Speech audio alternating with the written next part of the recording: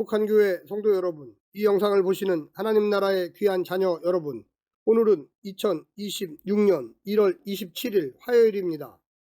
오늘 매일 성경 본문에서는 하나님은 심판 중에도 그의 자비를 나타내십니다.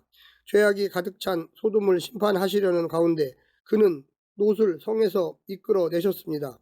하나님은 롯뿐만 아니라 그의 식솔에게도 같은 은혜를 베푸셨지만 롯의 아내와 두 딸만 그를 따라 나섰습니다.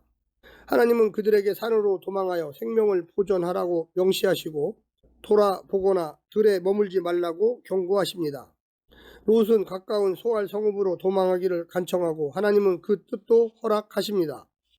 오늘 본문을 나누어 보겠습니다. 창세기 19장 12절부터 23절. 소돔과 고모라, 소돔에서 이끌려 나온 롯과 가족, 소알로 도망한 롯과 가족. 오늘 본문 창세기 19장 12절부터 23절 말씀을 듣고 다시 오겠습니다. 그 사람들이 롯에게 이르되 이 외에 내게 속한 자가 또 있느냐? 내 사위나 자녀나 성중에 내게 속한 자들을 다 성 밖으로 이끌어내라. 그들에 대한 부르짖음이 여호와 앞에 크므로 여호와께서 이곳을 멸하시려고 우리를 보내셨나니 우리가 멸하리라. 롯이 나가서 그 딸들과 결혼할 사위들에게 말하여 이르기를 여호와께서 이 성을 멸하실 터이니 너희는 일어나 이곳에서 떠나라 하되 그의 사위들은 농담으로 여겼더라. 동틀 때에 천사가 롯을 재촉하여 이르되 일어나 여기 있는 내 아내와 두 딸을 이끌어내라. 이 성의 죄악 중에 함께 멸망할까 하노라. 그러나 롯이 지체하매 그 사람들이 롯의 손과 그 아내의 손과 두 딸의 손을 잡아 인도하여 성 밖에 두니 여호와께서 그에게 자비를 더하심이었더라.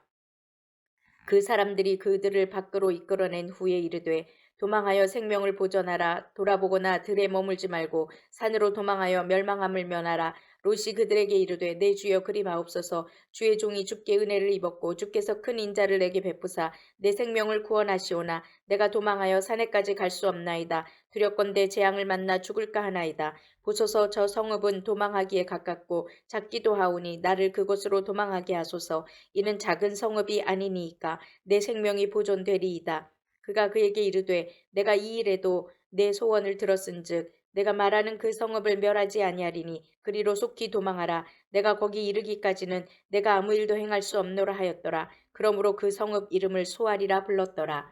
롯이 소알에 들어갈 때에 해가 돋았더라.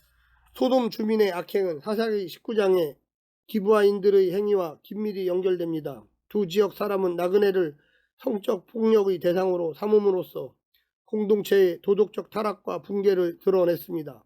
소돔에서는 성읍의 모든 남자가 롯의 집을 에워싸 손님들을 끌어내라고 했고 베냐민 지파 성읍 기브아에서는 불량배들이 노인의 집을 포위해 손님 내인을 내놓으라고 협박했습니다.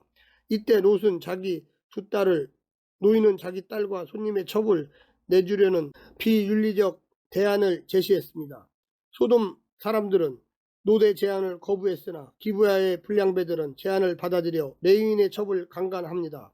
결국 소돔은 하나님의 직접적인 심판을 받아 유황불에 멸망하고 기브야는 이스라엘 내전이라는 간접적 심판으로 베냐민 지파의 멸절 위기에 맞서게 됩니다. 오늘 본문을 세 부분으로 나누어 자세히 설명드리겠습니다. 첫 번째, 은혜와 주권으로 구원하신다. 하나님은 의인을 악인과 함께 멸하지 말아달라는 아브라함의 간구를 기억하시고 롯의 가족을 심판해서 구원코자 하십니다. 천사들은 롯에게 속한 식구가 더 있는지 물으며 조속히 성 밖으로 데리고 나가라고 명합니다.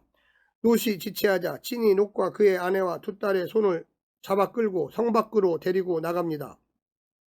이들이 구원받을 수 있었던 것은 언약을 기억하신 하나님의 은혜와 강제하다시피 손을 잡아 끌고 나간 천사들의 행동 덕분이었습니다. 롯의 부족한 믿음보다 하나님의 자비가 더 넘쳤기 때문입니다. 구원은 전적으로 은혜와 그분의 주권적 능력에 달려 있습니다. 오로지 값없이 받은 선물입니다. 두 번째, 경고의 무시가 멸망을 부른다. 천사의 말을 듣고 롯은 급히 딸들과 예비 사위들을 찾아갑니다. 하나님의 멸망의 소식을 전하며 속히 일어나 그곳을 떠나라고 경고합니다. 하지만 예비사이들은 그의 말을 농담으로 여기며 무시합니다. 결국 하나님을 우습게 여기고 물질적 번영에 취해 살던 그들은 소돔과 함께 멸망하고 맙니다. 주님은 물론이고 숱한 저자들이 하나님의 심판을 경고하고 있습니다.